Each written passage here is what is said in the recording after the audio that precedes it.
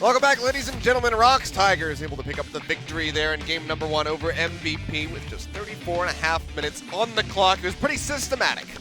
Papa Smithy. It was bizarre, though, in its construction. Oh, yes. Did lead to the ROX win, and a comfortable one after everything. But the mana we got there, the champ select, some of the decision-making, I guess the Baron buff was standard MVP, but everything else a little bit crazy. But 34 minutes rolls in, pre-35 minutes, thanks ROX Tigers. They are able to close it out. But are we any closer to knowing who will win Game 2? Because I feel like the draft of Game 2 will a little bit more on the straight and narrow compared to the craziness of Game 1. I do agree with you. But either way, ROX Tigers playing that one out rather well. The Echo out of the mid lane there from Lava, doing some work, surviving against all odds. And he did, in fact, go deathless and did not build his Onions. Honestly, he had a great game. The start of it, obviously, very, very rough. Hard matchup against the Azir, but he drafted into it and lived on specks of health so many damn times in the lane phase. This was single digits after the last bit hit. Multiple times he fell low. Fell low on this one again, but Feast was down. They knew their limits well. And honestly, I don't know about the laning phase, but the teamfight phase, I give an A+ to that of Lava. That was fairly nicely done. And then we saw just how much damage he was doing to the turrets. The Nexus turrets especially there at the end. Doing a very nice clutch save onto him. Yeah, shout out to Key, who drafted the Thresh, which largely was for the play against the Zac, but also roamed well, was in first position many times. He would have been my MVP, but you can't argue with the clean KDA that Lava showed off in this game, and MVP was decided in the end by a fateful Baron. So often is it in an MVP game. We're not even going to show you that highlight. Take that, OGN Legion. You don't get to see it again. Nope. It's an exclusive for the VOD. LOL. But the game did end in this particular passion of the game. It got close at the end, Achilles. We were wondering what would happen here. You said it got close. It was a hold off for sure on the Nexus. They weren't able to kill it on the first push, but they were still down by 15,000. So far from close for sure, but yeah, lol indeed there for MVP. Bad times. But to the drawing board we go. Freaks weren't able to do that. They weren't able to roll the dice high in the first series. See if MVP can make sense of the madness that was our Game 1 pick and ban. We could see an entirely new world. We could see a rise. Wouldn't that be novel? I know. It'd be absolutely insane. Tilt the balance one way or the other. Actually, we should not do the rise. Actually, yeah, because we would lose the perfect 50%. Are you saying Rise is done forever now? I think we have to retire him. All right, Rise is retired, guys. All We'll see if he's retired officially in this game. We're going to delete him. But surprisingly, no swaps coming through on the roster. MaHa still going to be sitting in, so no sign of Pilot for MVP. I wouldn't really say that MaHa was much of the reason for the loss there, so we'll allow I'm it. not blaming MaHa. No, I'm just saying, like, bringing in Pilot would just be a fresh set of eyes rather than necessarily a upgrade for a poor performance. We'll not be seeing any Skarners allowed in this series from Beyond, who has been playing a lot of it in solo queue. Again, I was so excited about the Emax Skarner, but still going to be denied. Not discriminating against Scorpions. And Emax Scorpions. They are not, Emax Scorpions specifically. Those are the worst Scorpions. Apparently. That's what we've learned here in the LCK, and OMT did a great QMax Skarner earlier in the first series. In this series, we've got 2 jungle bans. I don't see this very often, not including SeongHwan and Zac, interestingly. Yep, the J4 yet again, just banned away by MVP. They don't want that for SeongHwan. They know that it's his maximum comfort. And speaking of which, the Scion is also gone.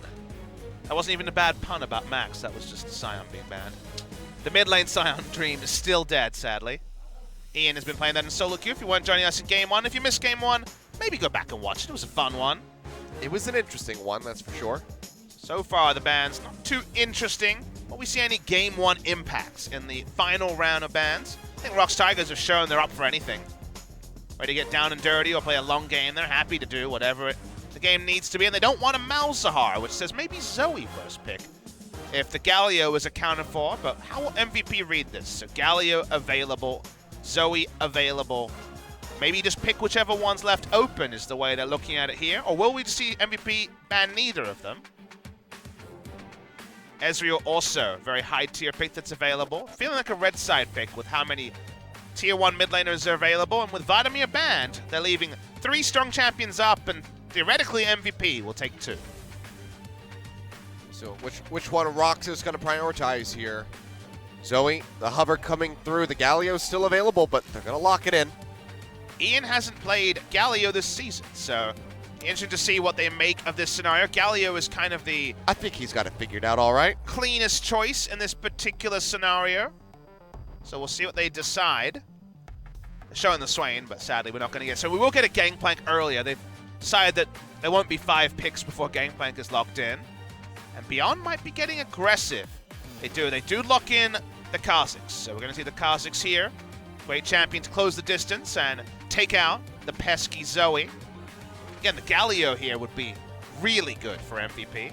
Both Gangplank and the Kha'Zix get a lot of value out of Hero's entrance being in the game.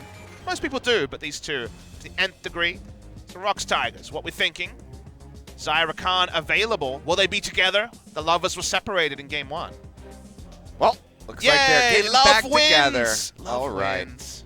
Bit late for the Valentine's Day, but in lieu of Valentine's Day, we get the lovers finally reunited. It was a torturous affair in the first game. We won't talk about that anymore. No more Ezra Rakan talk, please, Achilles. They keep flashing the Swain. Are they going to be the first Swain? You know, it's MVP. It is. I would not be that shocked. I would be actually really shocked. He's not very good. Okay, well, it's going to be the Azir. Power of Love stays together. MVP is going for power picks. Great song. The Azir here. This is kind of what you thought when ROX Tigers prioritized the Zoe. I wonder if this is a really good read because, again, Ian isn't showing the Galio. Azir versus Zoe is a skill match you can consider, and Ian has been relatively good on the Azir recently, but then you're left with Azir Kha'Zix, which doesn't really strike you as a lane that can play through the Zoe. So feels like Zoe's going to be pretty comfortable here, Achilles, and doesn't have to halt the bill for any pesky QSSs as far as we can see so far. So it feels like they kind of got away with murder here, ROX Tigers, getting a free Zoe and no real Zoe answers. In fact, everyone in MVP is begging for a one-shot. And I'm not talking about alcohol at all. Eliminate that. I mean, it might be both, you know, might be both. Depending on how this game number 2 goes, but Camille and SeongHwan both banned away. Final one here for the ROX Tigers. What do they want to attack? Jarvan, Kha'Zix, SeongHwan all taken out. He's actually only played Nidalee and Rengar so far this season, both of them to a loss. So he's another one of these players who's been a bit top-heavy with the champion pool. So we'll see SeongHwan on something a bit different. His Ultra Comfort from back in the day was the Elise, but way out of meta at the moment. So see if he's going to show us something new. MVP need a bit of beef somewhere. Could consider an Alistair. It's a bit on the nose, but would fit the comp. Need a bit of secondary initiator, and they need a tank. ADD certainly will oblige with the tank. Cho'Gath could be disrupted, but why not last pick? The safest tank possible. Take a Braum. You have to go for the Braum. The GP being locked in there for MVP. Locking them out of that many other options. Gives them an answer to at least one of the trouble bubbles with the Unbreakable available on the Braum. ROX Tigers haven't shown us much with the draft so far. Looking for top lane and jungle. We start rolling through. We wonder if we're going to see something crazy from the jungle from SeongHwan, or if it'll be a return to Rengar and Nidalee, his only other champions played this season. Gnar versus Gangplank doesn't really inspire you, but it is something that potentially could be womboed with the Rakan engage. I feel like the comp will come together in the jungle pick, but what will it be from the ROX Tigers? Well, Nidalee, the second one of the day, and they will go ahead and just lock this one in. So another highly aggressive pick here for the ROX Tigers, but have to be careful getting to that 1v1 scenario versus the Kha'Zix. That isolation damage can turn the tide of a fight. Invader's advantage though, so we might see some real aggression out of both SeongHwan and Beyond, both of them best on aggressive picks. And we'll be looking to round it out. Which of the tanks will it be, ADD? Oh, he's already on the game. Never mind. It's just going to be an AD carry. Which tank ADC will it be? I mean, Varus gets pretty tanky, but that was a bit silly for me. It's just going to be Varus Braum, so super standard there. So Lover's bot lane against one of the strongest non-Xayah Rakan lanes with the Varus and the Braum. MVP on the squishy side for sure. So we'll see how this all pans out. But when you opt into Nidalee versus Kha'Zix, and the only frontliner on any of the teams is really Braum, and then situationally the Gnar. Very interesting game coming out here in the draft. We might see just as many fireworks as we did in game 1. Well, hopefully the fireworks get set off a little bit sooner this time around did have a couple dull moments there in game number 1, albeit made up for it by the end for sure. But ROX Tigers looking for the 2-0 closeout here over MVP. MVP looking to turn their luck around, extend this series all the way to game number 3. Surprise packet of the spring split looks to end the first round robin 5-4. I don't think anyone would have made that prediction, including the ROX Tigers, who in interviews have talked about how things are going better than expected. Drafts here, very interesting to consider. No tankiness to speak of in a Zoe. The Zoe gets going, which you think she might, could be the deciding pick in this game. Great siege potential here for the ROX Tigers. Nidalee, Zoe, and the Xayah all have a respectable amount of poke.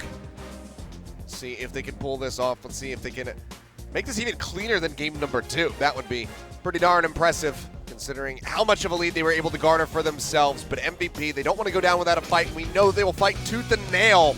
Go for those 50-50 Barons if it gives them a shot to close it out, to take us to game number 3. Let's see if they can do just that as we jump onto the Rift.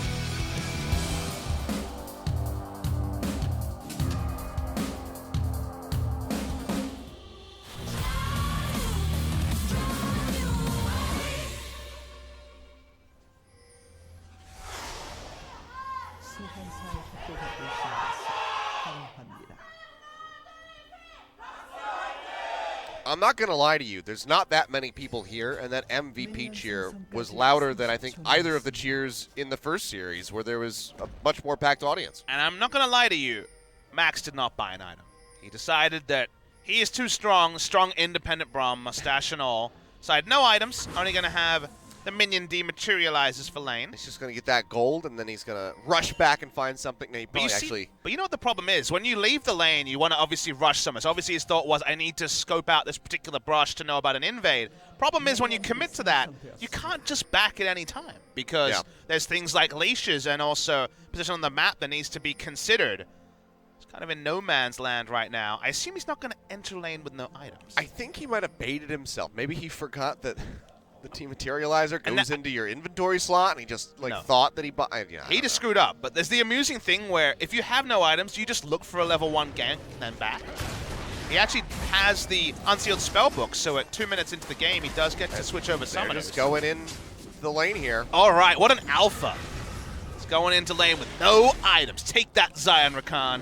Power of love means nothing to Braum. Yep. Well, maybe it does. Well, he can just go and teleport back into it. Well, Braum having all sorts of fun in this particular game. Okay. Is he gonna get that item, Max. Get in there. You know you want it. I can't even see what item he's getting. No, we can't, because we need to know all about these stats. Come on, OG. They're so interesting. I need to know his items. But all right, TP down. Summoner down. Oh God. Yep, it's already getting crazy. Clearly, he wanted to know what items the enemy was starting before he bought his items. It was a counter buy. Yeah, a counter shop. Yeah. He's got the Doran Blade. Let's go. No, we're just inventing terms now. Well, he decided to go pretty greedy when he has actually gone for no pots here on the Braum, even against double ranged lane. Deadly Plumage level 1 can chunk you out. Just gone for the refillable. So a bit greedy, but certainly no gold values to talk about there. Go ahead and take a look at the top lane. A lot of GP's been happy with this matchup as of late, but Lindarang still feeling confident in the Gnar. Such a weird thing where nothing has changed among the two, but over time, players have got better and better at playing the defensive side of the matchup, and even with stopwatches, a thing of the past.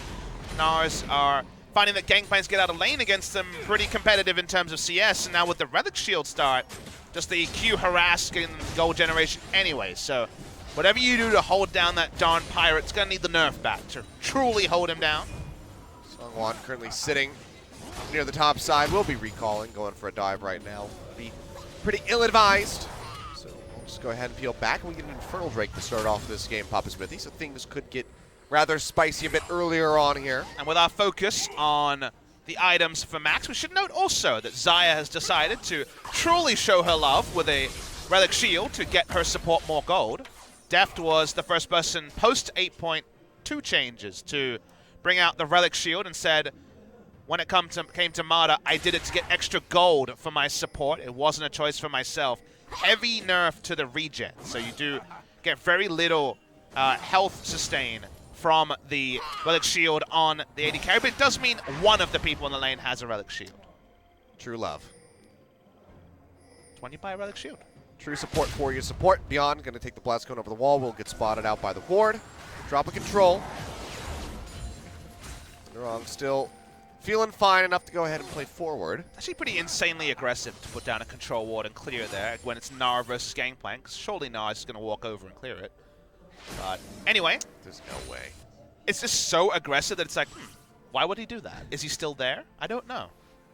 So until they get Battle War, that's why SeongHwan actually is being called by Gnar to invade at this time. Trouble level does connect.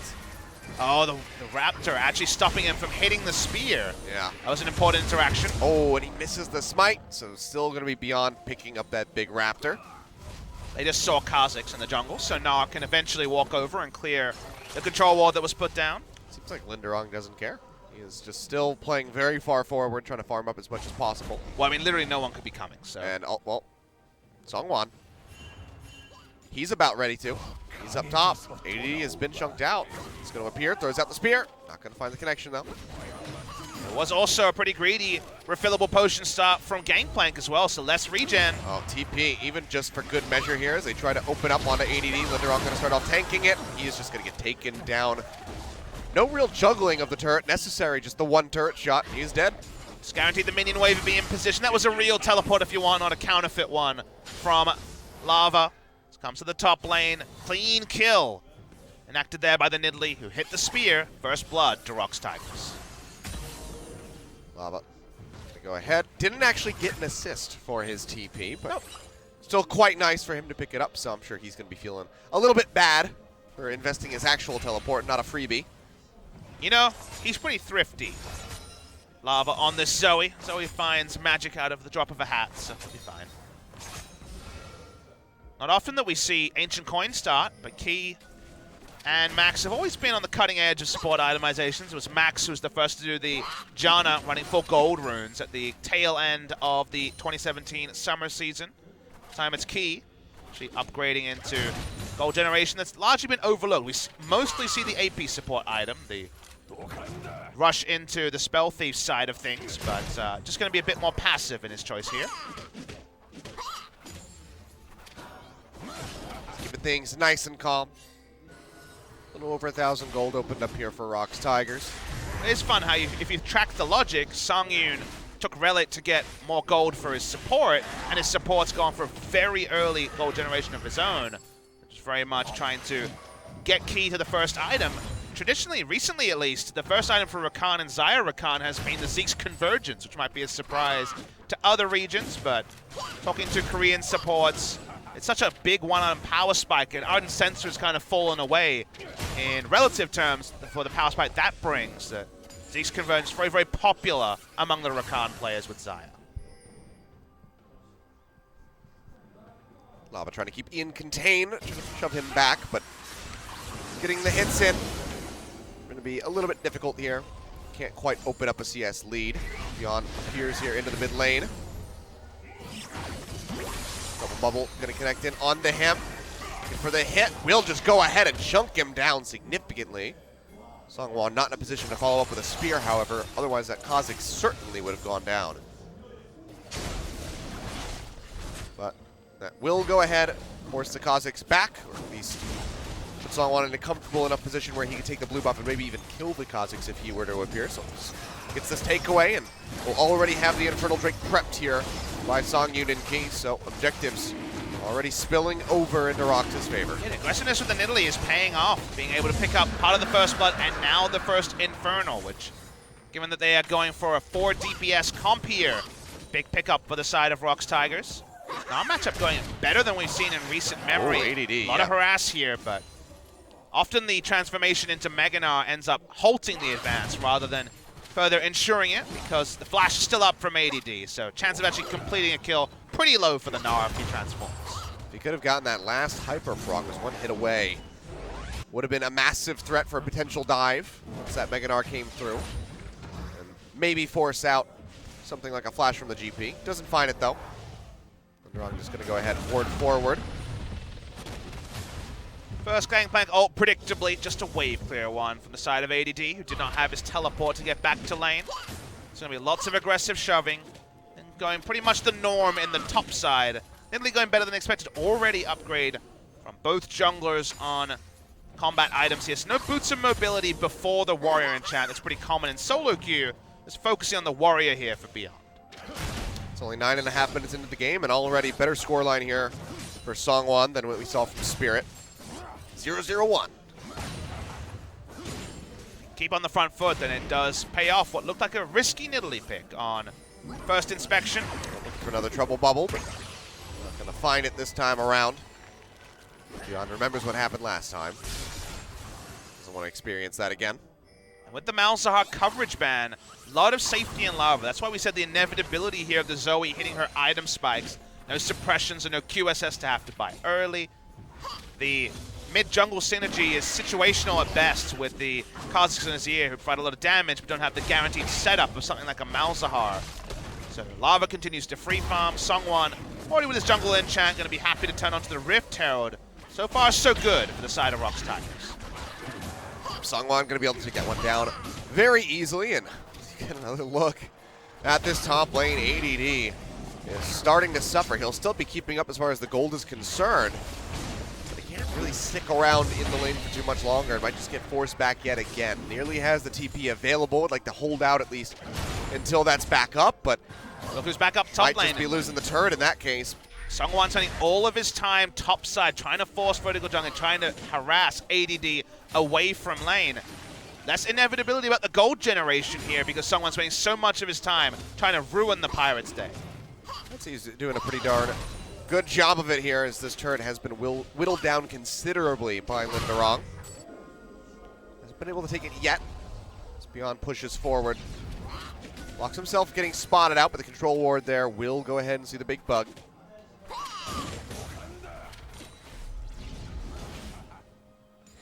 Beyond back on the top side, trying to provide as much coverage as possible for his top laner, because he knows that if he leaves this lane, he's going to lose turrets so early.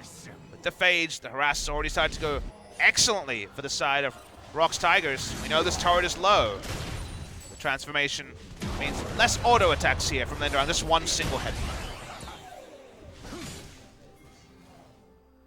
While it will connect, ADD, the pain train continues. He's been out of charges on the corrupting potion and just really has to rely on the cure scurvy to try to keep himself sustained in this lane.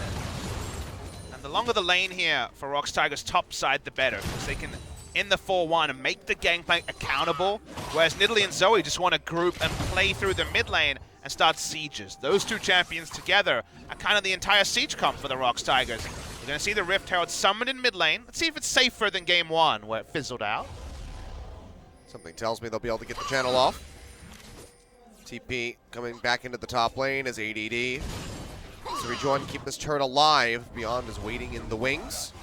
Will be zipping forward now, jumps in right as the transformation comes down. He gets the wall, it flashes in, stuns him into the wall as the TP comes through. Beyond going low, pops the ultimate to try to stay alive as Lava does arrive. They pop him up with the grand entrance. Beyond still alive here for the moment, but he will go down, but not before he takes out Key. A 1-for-1 exchange, and Ian arriving around from the sidelines will get spotted out by the control ward. See if they can stop him. Battlestar not going to connect Ian down to half HP. Sleepy Trouble Bubble comes in and he'll get taken down by SeongHwan. Now the rest of MVP having to scramble, but they're just too damn low. Lava flashes in. SeongHwan finds another kill. One for the Zoe at the end of the day. It's 5-1 as ROX explodes onto the scene and looks for the first brick. A skirmish that was right for the outplay. Only found outplays on the side of the ROX Tigers. Key the first to fall down, turret diving so early on his roam to the top lane. We're going to watch the replay here. The call is that both the mid laner and the support are coming in. Fully commit. So many members of MVP so low. But when Key dies, just basically to one turnaround, 2 turret shots and he's dead. Very squishy this early in the game. You're not sure. Azir sees triple kill in his eyes. He's thinking this will be the highlight play with everything available for the Azir. By the time he actually completes the Emperor's Divide, he's low as well. They still have flashes up. Nidalee still has insane mobility. The bounce rings true, and so does 4 kills to the side of ROX Tigers. And just like that, MVP's hopes shrinking by the minute. 4,000 gold down 14 minutes into this game. Infernal Drake is already there for the ROX Tigers. An Ocean on the way in 10 seconds, and maybe a mid-tier 1 turret as well, as Ian desperately tries to clear out. Let's see, ROX grouping up, should be able to take this down. Actually, they'll dive in. Key goes in. This is the quickness to get that little taunt in. See the Trouble Bubble connecting in, but will not be able to get the Paddle Star onto Ian to try to go for the finish.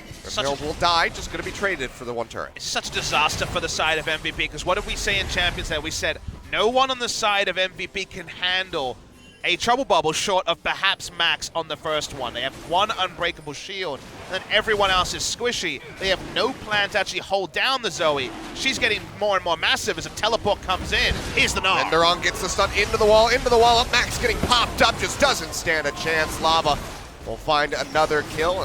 ROX Tigers say thank you very much for the leash on the Ocean Drake. We'll take it from here. They finish it off as they add their second one to the trophy cabinet here. And then now there's just no map control for them to even hope to make Lava predictable on the Zoe. Zoe's going to walk up, Trouble Bubble everywhere. This is going to be one of those Zoe games that make people moan about Zoe balance, because MVP were not respectful of the Zoe pick outside of picking Braum as the support. Everything else just kind of plays into the hand of the Zoe. Then they made a mistake, and when you're disrespectful in draft and you also make the mistakes in the early game, you think about yourself and think, okay, doesn't matter about the Zoe, we'll just win early game. Then you really have the egg on your face, and sadly, this seems to be egg on the face for MVP. Yep. Rough times here for MVP.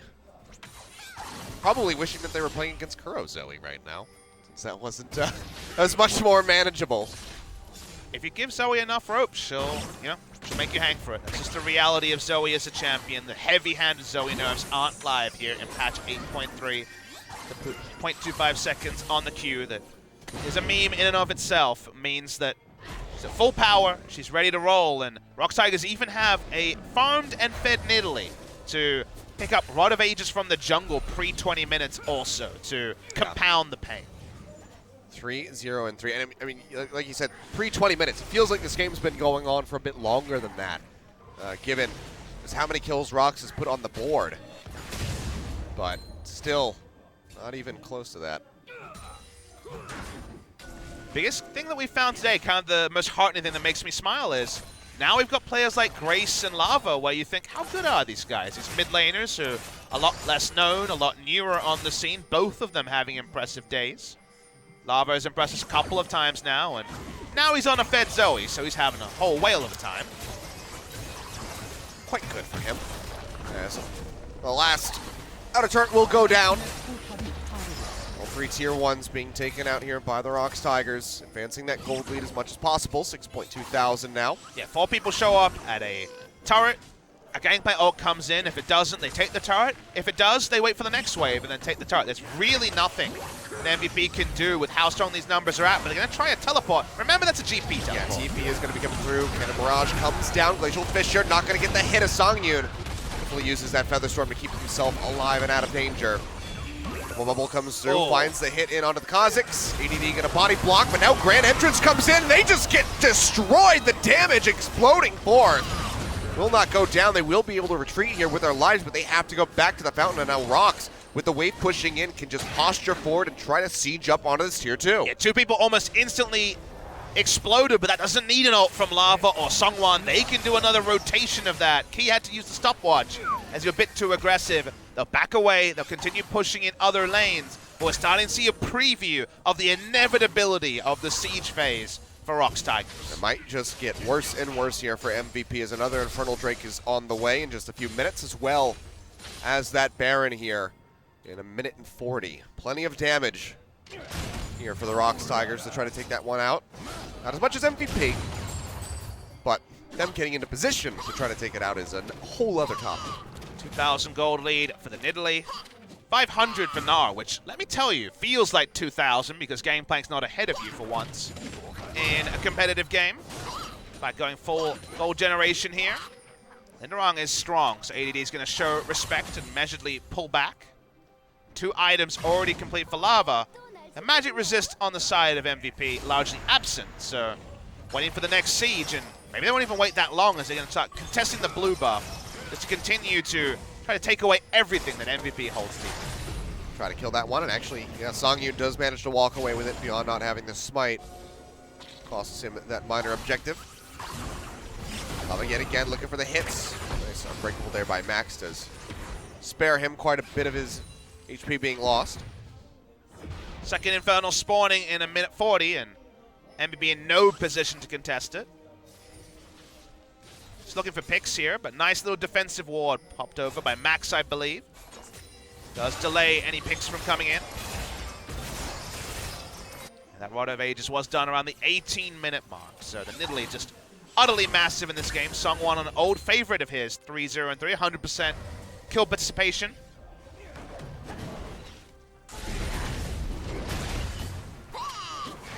Quite far forward, will get jumped on, but even then I don't think he's that concerned. Has teammates waiting in the wings. And he's got a Nidalee that can go ahead and just heal up a bit of the damage that he's taken. This time they're actually 5-man grouped in the mid lane, looking for one of those trouble bubbles. First one doesn't hit. Find the connection. The Battlestar going to be shorted. They open up onto the turret. They work it down to below half HP. Looking for the passive proc perhaps here from Key, but he can't really stay that far forward long enough to get the hit in. So early in the game, it was so early in the game, it feels like they have 3 paddle stars. Even the Gnar boomerang with a summoner area on top of it is doing 300 damage to the enemy AD carry. Lindarang yet again. Gonna transform though, so they'll back away. But Nidalee's spear hits onto Varus, does a quarter of his health. The boomerang not far behind it, and then the paddle star needs no introduction. I mean, they do have like 2 of the most infuriating siege champions in the game with the Nidalee and the Zoe. Managed to pair them together. The first time we saw this, it didn't play out that well, this combination, but this time around. It's why I was a big fan of the draft from FLICKR. They may have lost with it, but the game went the opposite of this game. They were the ones getting creamed in the early game, and then a poke comp from behind. Well, they're not going to do anything. A poke comp from ahead feels uninteractive. It feels like you're against a team of Zoes, because wherever you position as MaHa, what are you to do? There's nothing you can do. There's no smart place to stand. You have to respect the trouble bubble, whether you're hit by it or it's on the ground. It's actually just the duo lane, so no jungler will cause them to pull off here. Do have SeongHwan now waiting in the wings. Infernal Drake going to get started up by Beyond. Control ward over the wall, trying to spot this out. That's going to be the spear coming in. Can he get it? No, it's actually going to be ADD picking up the Infernal Drake here. So MVP finally winning a battle, albeit a very minor one. Yeah, the smite too early from SeongHwan. No smite from Beyond, and just a parlay taking it down for ADD. A bit of a feel-good moment, but for now, shouldn't change the game. They have their own comp that does benefit very heavily from Infernals, but 7,000 gold behind at relatively low gold amounts at 21 minutes into the game means Infernals not going to shake out too strong until about 15 minutes from now. Nothing will change from ROX. Slight sidestep, but continue with the siege. That's what you set up.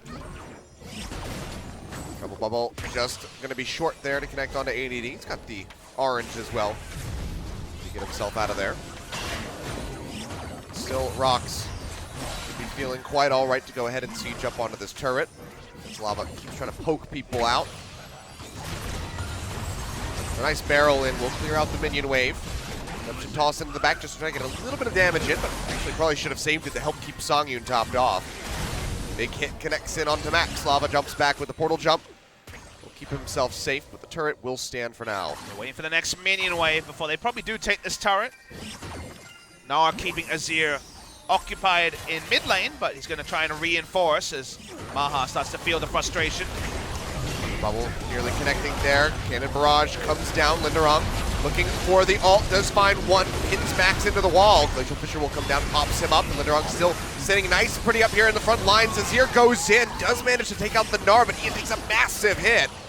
Still will be able to walk away with his life. A 1-for-0 so far in favor of MVP as ROX still just want to finish off this turret. Yeah, 1 kill for a turret's going to be the end-up result because MVP are chunked out in 4 rolls. They still get the objective they wanted, but obviously not as clean as they want it to be, as Lava just picks up flashes and has a party. They're going to back away from here. Still objective picked up, but MVP invested a lot to make that happen. MaHa actually cemented the engage with an ult flash on the Varus, so now he does not have flash available for the next time we see the inevitable siege be set up. The only area where ROX Tigers can get themselves into a lot of trouble is the Baron, just because MVP has a sort of comp with Azir and Varus that can do a lot of damage in close quarters. The Gangplank also can be involved there. So I'm not talking about a steal so much as a contest around Baron. That's always been the Achilles heel of a poke comp, trying to actually take the Baron to cement their lead. So, a ways away there, MaHa is from actually doing any significant damage. He will be forced to flash over the wall. Sangyoon now arriving, gets the spear connection. Does he want to go in? He's chasing in, Trouble Bubble, going to be shorted, but he jumps in, tries to get the hit. Gets another spear in onto Beyond, but it's just a bit too far away, it would seem. As still trying to chase this one out. Grand Entrance not going to find the connection. Spear going to go right in between MaHa and Max. Pretty optimistic use of the... This was a very extended chase. Quickness there. Uses flash through all of it as well. Going to spot Ian out as he's looking from the flanks for a big Azir second play. Doesn't have his flash or cleanse, so would have been a one-way trip, but could have scooped up a lot of squishies in that particular passage. Going for all the easy objectives. It's the last of them in the final remaining inner turret. Even then, wave clear from MVP is going to be quite strong, so they can only knock this down to about half. Always landing these double bubbles onto the Braum. Now Beyond, maybe in a spot of bother, has to flash away from that spear. I think it would have barely missed, but didn't want to play with the pixel RNG. It's just such a nightmare because they can't put any forward vision down. Control wards go down from ROX. And then think of all the line skill shots coming over a wall. Nidalee Spear, Trouble Bubble, Paddle Star, all of them hard to spot with no advanced scouting. It's going to be the turret. Last inner turret goes down. Very long map for ROX Tigers to work with here. But when do they feel confident enough to actually start the Baron that could be their downfall? How about right about now here? You know, the blast cone ready to go. Everyone's going to take a trip over the wall. They'll leave out Lindarang. Not invited. Poor guy. They're just trying to bait this one out, sitting in the darkness. See Beyond in the vicinity. Trouble Bubble not going to connect, but they get the pop-up, and Lava gets the deletion. Cannon Barrage comes down. Massive hit off that peg right there. Will go ahead and burst them down, and they manage to find Key. See why it's a risk around there, Achilles. That was just the Baron leashing and one round of spells from the Gangplank, and someone dies. Multiple other people are chunked out. They're going to rush mid lane here. Wave clear is not fantastic on the side of ROX Tigers, so we'll see if MVP can get their first turret. They want more! Point blank to go ahead and finish off SeongHwan, and maybe this could be the open up here for MVP to try to get a Baron, but over on the backside, Lava Watch and Lindarang have come in with their TP. Wallop connects in onto MaHa as they try to finish him off, and now with the help of Sangyoon, they will be able to do so. Lava jumps back with a portal jump, immediately gets hit in the face with a parlay as ADD finds the kill. The rest of MVP will go ahead and run to the hills. No Baron on either side. Good play overall by MVP to delay this, but they still get punished in the end. Yeah, really messy stuff, but you see some of the pitfalls of ROX's comp. What happens when they can actually be gap closed on and not have everything available. We're going to see the replay here. Double teleport. Very deep from ROX Tigers. Great timing for MVP to actually go all in because it's going to take that extra time for Lindarang and Lava to close distance. And then you also have to remember that it was Lava closing the distance as a Zoe. She wants to be hitting at max range. She was getting crit in the face by ADD. She goes down in an advantageous trade for the first time in a long time for MVP. Yeah, finally get the kill there onto that Zoe. 3-1-4. Lava still having a rather good game. But MVP at least getting a slight reprieve here. Don't have to worry about those Baron-empowered minions coming through yet. Mountain Drake, however, will get picked up. It's going to make the Baron that much easier to take. Interestingly, it's not going to actually spawn the Elder, and it's at the time in the game where ROX want to get another objective on the map they could either trade for or take easier than the Baron, which will be staunchly defended by MVP. A fairly meaningless Ocean will be the 5th Drake spawn of the game. So many delay tools. Azir, he's back. You know all about delay. They're going to have to be holding out for dear life as long as humanly possible, because so many members of MVP are just so drastically far behind. You take a look at Beyond, he's just got his jungle item completed with an S-Blade. They do! Yeah, they will be able to get it. They know MaHa's down. Double Bubble not gonna hit. They're looking for the poke in. Lava doesn't choose the right brush. And MaHa will actually go ahead and get his way out of there. That was very unlikely. They knew it had registered, but MaHa in the end was able to choose the right brush to back in, and not a check on both means he gets away with his life. Seemed unlikely. You know, it really did. He should not have gotten away from that, but sometimes that's just how things go.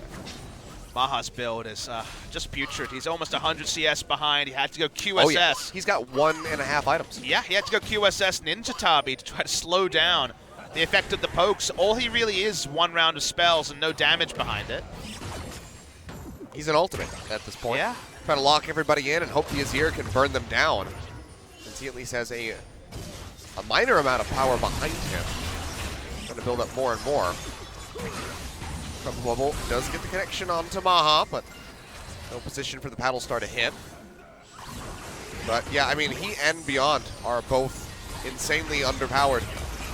Warrior Enchant, the jungle item and a Duskblade is pretty much all the Kha'Zix has. ROX go ahead, they force up into the top lane, they finish off this turret, and now are looking for the inhibitor. MaHa goes forward, finds the ultimate, Featherstorm up from Sangyoon with a flash away, should take him out to safety as Keith tries to delay, massive burst of damage coming through from Lava, and he just continues to siege up with the Paddle Stars. Chokes out 3 members of MVP and sends them back to the fountain. You get the turret, but then the first round of damage comes in, still cooldowns and flashes available for MVP. ROX have to back, so it's slower than they want, trying to pick up these objectives. Because they know that MVP went into the fountain, they're going to try and rush the Baron down. They have 2 people gatekeeping, this should be clean. Yeah, no cannon barrage, we'll be able to take this one away. Now stunned into the wall looking for Beyond, and he'll just get taken down as an afterthought.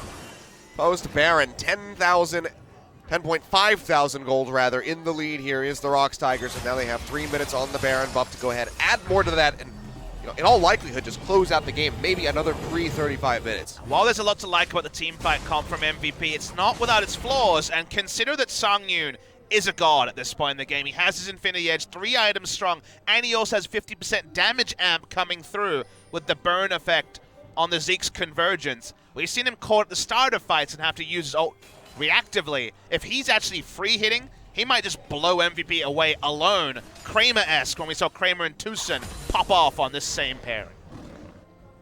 We'll see if he gets the opportunity. They're certainly going to be in position for one as they start pushing forward. See, MVP, struggle streak. They've gotten the 5 kills, they've gotten the Infernal Drake, but they haven't taken a single structure on the map. There's still all 11 turrets standing here for the ROX Tigers. And they got a couple of passengers, Unfortunately, Beyond and MaHa, as you pointed out, just really won't contribute much, short of a heavy positioning mistake on the side of ROX. So it's really all on the Gangplank ultimate to corral multiple members. Flashes up on 4 members of the ROX Tigers. An opportunistic snipe onto Sangyoon is the dream for the side of MVP, but looking very unattainable. Already broken the base in one spot, but don't have an inhibitor yet for a second break. You have Lindarang pushing up towards that top side. Ian is trying to hold down the fort. Baron and powered minions start pushing forward. Lava just looking for a trouble bubble onto somebody. As Lindarang will go ahead and break through the Azir sand turret and take down that first inhib. See MVP unsure what to do, and oh my god, it's just disgusting. It was a poking proto-belt of all things. Just so he thinks. Well, she is a pain train. The pain train wants to hit the station. The station is the MVP next. Get a corruption coming down. Sangyoon yet again goes up with the Featherstorm. Have the drag back. Actually, no, the Feathers didn't go far enough. The Unbreakable blocked them and stopped him from getting a root. So MVP not going to get locked down. Still going to try to defend here. Slava gets worked down to about half HP. He's low on mana, so has to be careful as Ian goes in. 3-man Shurima shuffle. Will it pay off? They got the pick onto Sangyoon. Lindarang looking for the lockdown. Gets the wallop. Key dashes away. As MVP and Ian come up with a massive play to buy themselves some more time. What a monstrous engage on a Pocom. Doesn't matter that you're 10,000 gold behind. It wins the start of the trade, but ROX can back away. They can use some heals. They'll still take an objective, and they're not done. Yeah, they still have that Ocean Drake that is just subtly pushing their HP and mana back up as they peel away from the fights. They haven't been able to finish off that second inhibitor yet, and it seems like they will abandon the cause. They will go back to base. They have the Baron buff here just for 20 more seconds, so time to get a purchase in and try this again. But Ian saving pretty much single-handedly that second inhib. I mean, a different game, that wins you the game, but they're so far behind that all it can do is buy a bit of time for MVP. Not able to crash the second inhibitor this time out, but the split push was already working. 4-1, very, very powerful. They can keep returning to that as just using a stopwatch, why not? If you're Zoe, that was a bonus one, counterfeit stopwatch there. Patrolling the street, trying to pick up his fake Lexus. Wait, Lexus, Rolex. Fake Lexus would be pretty cool to pick up. Lexus.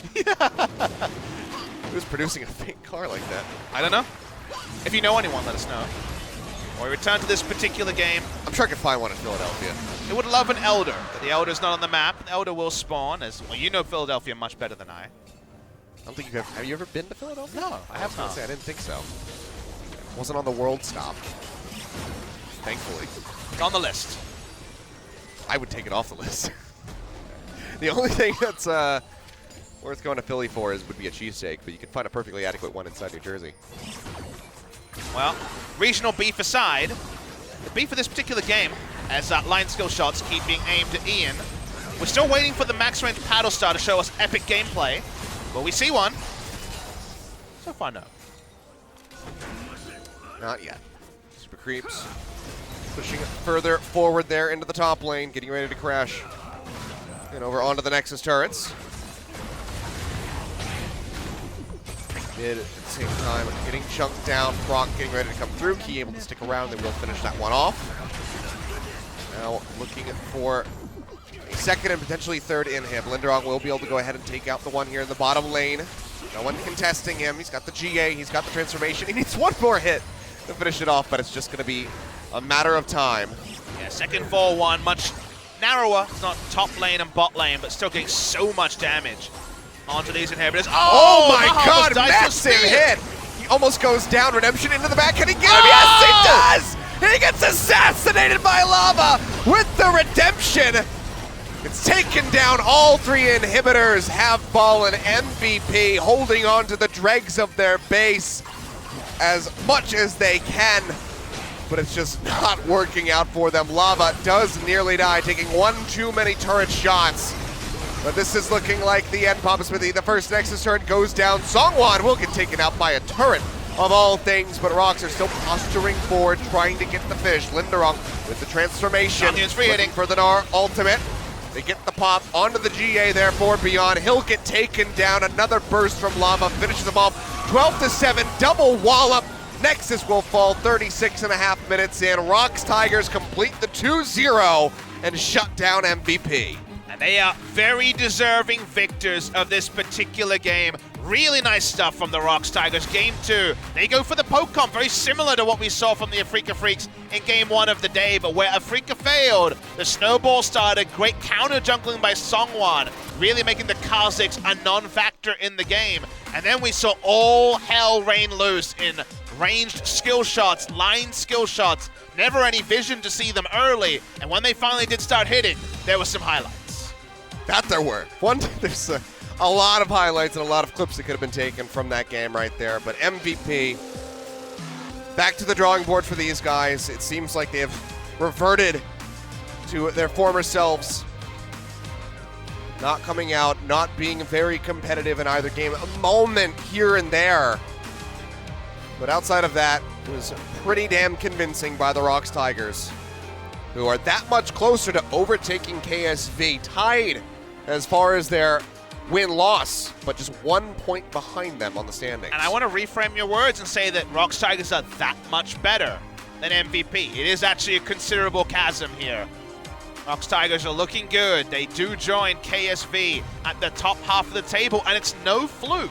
They have gone through an entire first round robin and ended it with a positive score. They've ended it with a lot to like about their game plan. It's so impressive that they lost a player, added ostensibly a star to the mid lane, aren't even playing Kuzan, and it's actually the members that looked hapless at the end of summer season, just being reloaded, revamped, confident, and taking down all comers to be a competitive force in Champions Spring 2018. Well, for the people who have been a ROX Tigers fan stuck with this squad even after the 2016 roster fracturing, they certainly can feel vindicated here with this new roster and how they're performing, at least for the start of 2018.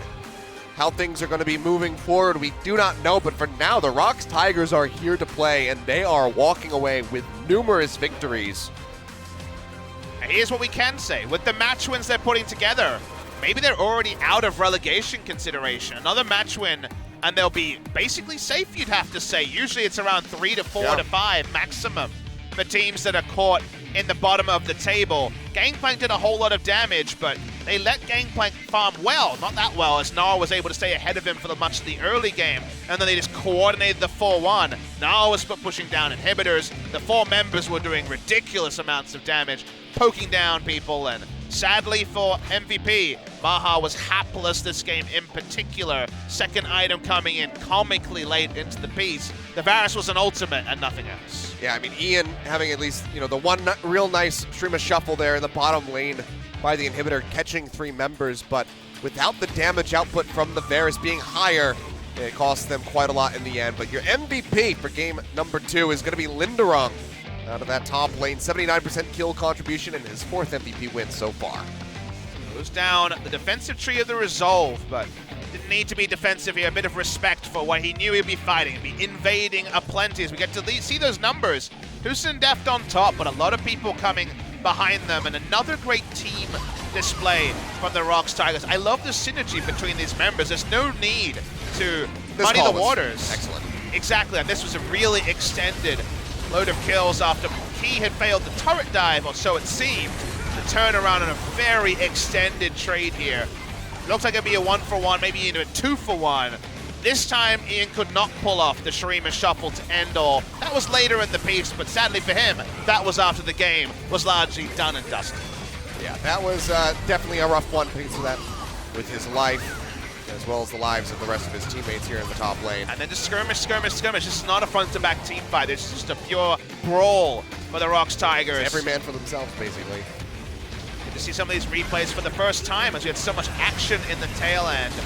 MaHa, again, unfortunately unable to do anything. Deletion confirmed on multiple members as the team went on, but then you see the squishy part and you think, okay, what if?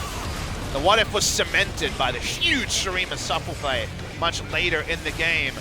But there were still moments here where you thought MVP might be able to stabilize despite being back huge amounts of gold. In the end, I feel like the item discrepancies were just too much. Lindarang, his focus, the target focus during the fights was absolutely excellent. This was just perfect timing. Gets the transformation as soon as he enters the brushes. Thank you very much. Scoops him up and gets the kill. But, if you had told me last year that Lindarang was going to be on an MVP chart alongside the likes of FLICKR, Deft, and Kuro, I would have said, you're probably a bit crazy, but here we are. ROX Tigers, a top contending team in LCK. Let's go ahead and throw over to Joel for the translation as we hear from our MVPs. Thank you very much, guys. This is ROX Tigers picking up a nice win for themselves, and here we are with the MVPs for today's series. I'll be here with Lava and Lindarang for an interview. 3-win streak for you guys. How do you feel? Ending off the first round robin in the 5th place standing is quite an astounding result, and we're really excited for the second round. You had about a week break up for Lunar New Year. Did you have a nice break? Yeah, we had a nice break. We ate a lot of food, but maybe because of it, we had a little stomachache going in, but I think we're doing okay now. Yeah, I don't know exactly what caused it, but my stomach was hurting, and I think we're just trying to get better after this game. Of course, we're talking about the game itself now. You guys pulled off a great performance again. A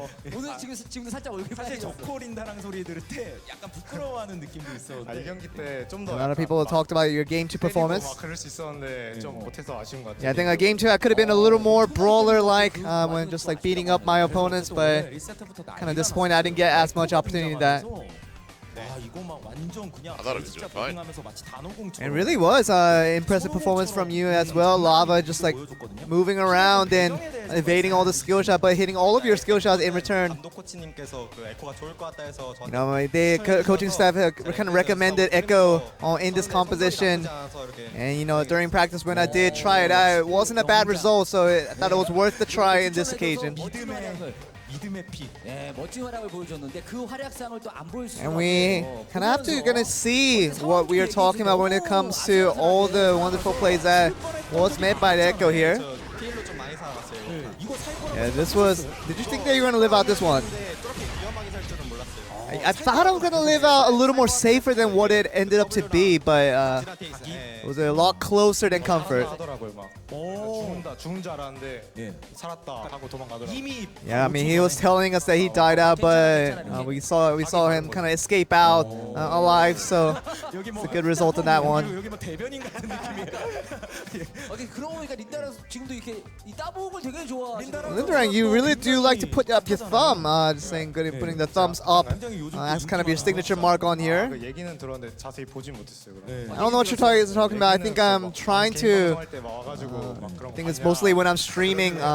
People like to see me put my thumbs up and just like give a thumbs up for good positive vibes, and that's kind of what I'm trying to put it at. Of course, with game 2, you did really well and got yourself an MVP. How do you feel about your recent performances? 그 정도까진 모르겠고 그래도 작년보다는 나아진 것 I think 같아요. it's better than last year, definitely, and it's something I should be very impressed by. 바로 스틸 장면이 있었어요. 기억나세요? 성환 선수가 기가 막히게. And it was a very interesting situation with SeongHwan coming into the play to the mix. Wonder if you remember that play. 그래서 이제 아슬아슬하게 들어갔었는데. And it was a very, very close situation for you guys. I think we might have a highlight for this. Yeah, it was around the Baron pit and didn't know they were gonna hit the Baron, but it was SeongHwan just got the steal kind of all of a sudden, and but it was a really all or nothing kind of play when he had to go in so aggressively on that one. And weren't you surprised at the damage charts once we were done with the game? You know, because Echo doesn't put out much damage during the laning phase compared to the other champions, I was not surprised at all. We were talking about Nidalee, the synergy with that champion along with top lane. You guys found a lot of benefit with that composition.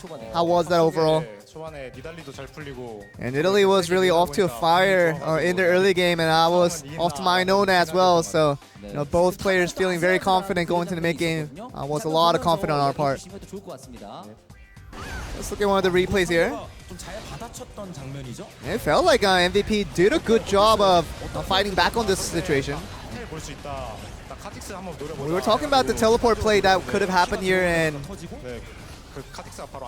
but Kha'Zix trying to kill off the Kha'Zix right away. It didn't go off as soon as we wanted. So I was kind of scared in this situation where I thought I might have died out here, but. Of course, SeongHwan did he not comment on his own super plays. You know, yeah, we were trying to get him into the situation where he can dominate, but he got caught by the Azir ult, so he didn't get to do much there.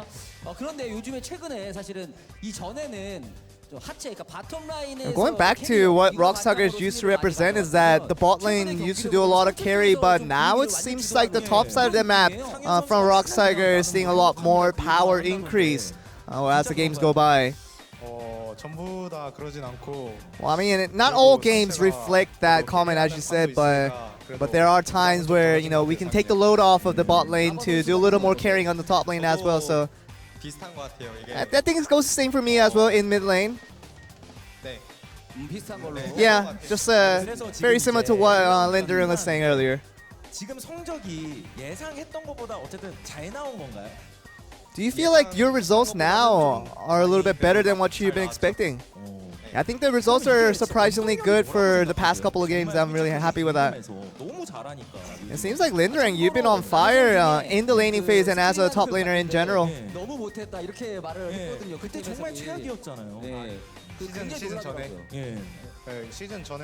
I think before the season, people did have low expectations, and it was fair to have that, considering my performances in the last season. But I think the turning point was with the coaching staff trying to get us hyped up and get us the confidence that we needed to perform a lot better. And I think it was putting the life into a dead soul, if you can say.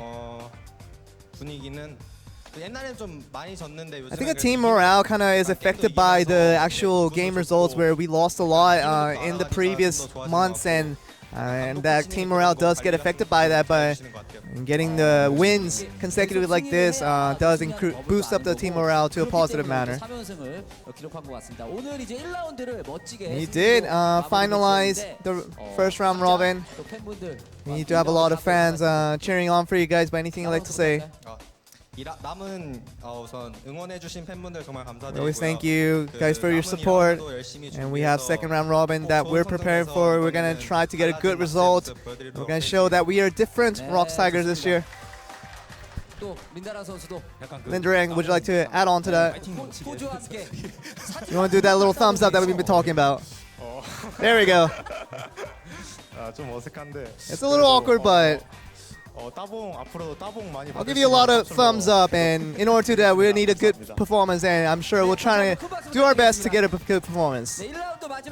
So that will be the end of the interview with ROX Tigers, and hopefully we see a lot more thumbs up from Lindarang in future games. I'm going to throw it back to you guys. Thank you very much, Joel. Yeah, plenty to give a thumbs up about there from the ROX Tigers. 2-0 victory over MVP. Double 2-0s here today. That might be my first double 2-0 night of the season, Papa Smithy. You are usually the bringer of the 94-minute dream, but no 94 minutes here. In fact, just 70 minutes between the two games of this particular second set. ROX Tigers play a class above MVP, who may have been reinvigorated recently, but still showed us the same old MVP moves around Baron. And ROX Tigers showing that they're no joke, now 5-4. Suddenly, we look at this list of teams and we think Kingzone Dragon X, MVP and Kongdu, everyone else kind of trading places, musical chairs being played with the remaining 7 teams. KT Rolster seems like they're going to make playoffs for sure. The other certainties are lower, Achilles, and that's a fun place to be in, where Gnar and ROX Tigers and SKT are on the up. FLICKR and KSV especially, we don't really know where they're at. Yeah, Kongdu and MVP, of course, giving themselves the certainty that they don't want, where it looks like they are going to be the teams going into that relegation match. Yet again, be twice in a row, I believe, for MVP. And even BBQ with their new players have recently been training way down. Yes, so they have been. We're going to see BBQ tomorrow in the first game of the day. That's against Kingzone Dragon X, coming off a break, but also, God bless, a very long, strange series against Gnar. So we're going to end the first round robin halfway through after Kingzone Dragon X versus BBQ. Then we kick off the second round robin. It's not with a big name game, but it's KSV against Kongdu Monster. And man, if KSV doesn't pound Kongdu Monster, then KSV's season needs to be under the fine-tooth comb. They need to win big against Kongdu. Yeah, and even a 2-0, if it's not convincing, is still going to look a bit damning there for KSV. They lost to Kongdu Monster in the first round robin. That was the start of the pain train for KSV, so very interesting match. That's what made us think that Kongdu Monster could be a top contender here in the LCK, but well, that was not right. Yeah, no, we were very wrong about that one. We misplayed very heavily. We're not going to be betting on Kongdu Monster anymore. We're going to be betting on more fun in the draw. So we saw some crazy stuff today. I don't know how much more Echo, maybe some more Nidalee. The Scion, it's going to be back. I hope people were feeling inspired. I hope we get some more Echo. It's very dynamic. We had some fun getaways there from Lava in the mid lane. I'd like more of that, but we'll find out if we get more of that tomorrow when we come back for more LCK. So we'll see you right back here in 24 hours.